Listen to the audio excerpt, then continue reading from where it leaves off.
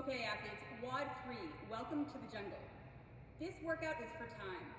It's going to start in with a buy-in of 30 synchronized deadlifts. Immediately upon that 30th deadlift, athletes will move into 7 rounds of 7 toes to bar, 7 burpee box jump overs, and 7 bar muscle ups. There is no work requirement on this portion of the workout. For intermediate, athletes will perform toes to bar and pull-ups, and for novice, athletes will perform med ball ad mat sit-ups and jumping chest to bar pull-ups. After the 7 rounds of 7-7-7, athletes will then move to their cash out of a 1,000-meter row. There is a work requirement for this portion of the workout. Each athlete must do at least 400 meters. For the scores for this workout, you will have a score for the entire workout for time, and you will also have a score for your time on your 1,000-meter row. After the 1,000 meters has been reached, both athletes must return to and touch the box, and that's when their time for the entire WOD will be recorded. Note, there is a 11-minute cap on the 30 synchronized deadlifts and 7 rounds portion of this workout. If athletes have not completed the work by the 11-minute mark, they must stop and move on to their 1,000-meter row.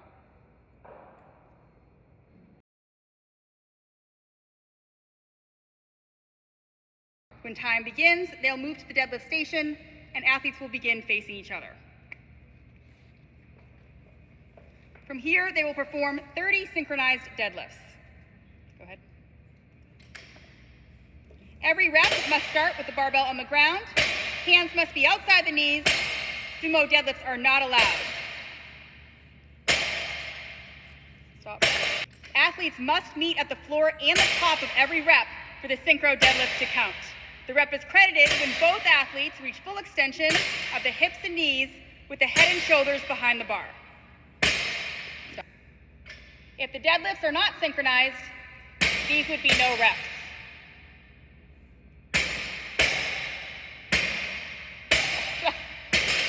Arms must be straight throughout the movement. No bouncing or elbow bend is allowed. These would be no reps. The next part of the workout will begin with 7 toes to bar, split however. Partner 1 must be off the bar before partner 2 can begin their toes to bar.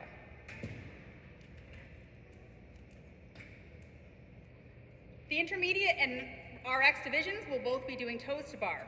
Novice will be doing med ball ab mat sit-ups. For this movement, athletes will make sure the med ball touches the floor at the back of the movement and touches their feet in front. The next movement is the burpee box jump over. The burpee box jump over starts with the athlete performing a burpee, facing the box, touching their chest and thighs to the ground, and finishes with the athlete on the other side of the box. There's no requirement to stand tall on top of the box.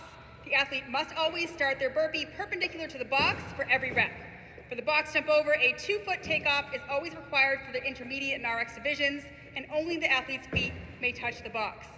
After landing on the box, the athletes must step down from the box for the rep to count. Alternatively, the athlete may jump completely over the box. In that case, the feet must go over the box and not around it. The athlete must use a 2-foot landing. The novice division may step up and over the box. If stepping up and over, both feet must touch the top of the box. Each rep is counted when the athlete lands on the ground on the opposite side, where they may begin their next rep. For the bar muscle up, you must begin with or pass through a hang below the bar with the arms fully extended and feet off the ground. Kipping the muscle up is acceptable, but pullovers, rolls to support, or glide kips are not permitted. Heels may not rise above the height of the bar during the kip. At the top, the elbows must be fully locked out while the athlete supports themselves above the bar with the shoulders over or in front of the bar. Athlete must pass through some portion of a dip to lock out over the bar. Athletes also cannot rest on top of the bar.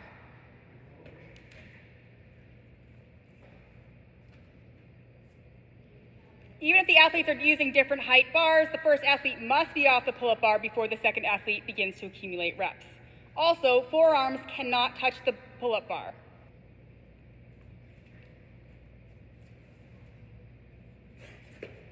The intermediate division will be doing pull-ups. This is a standard pull-up. You can do a strict pull-up,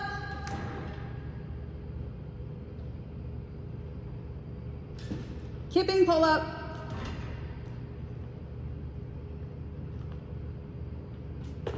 or butterfly pull-ups. All are allowed as long as all requirements are met. Arms must be fully extended at the bottom with feet off the ground.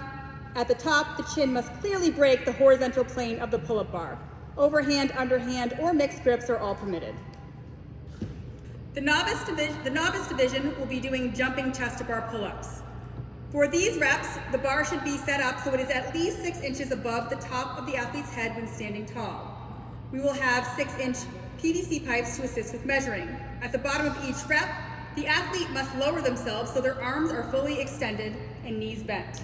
At the top of the rep, the chest must come clearly into contact with the bar below the collarbone.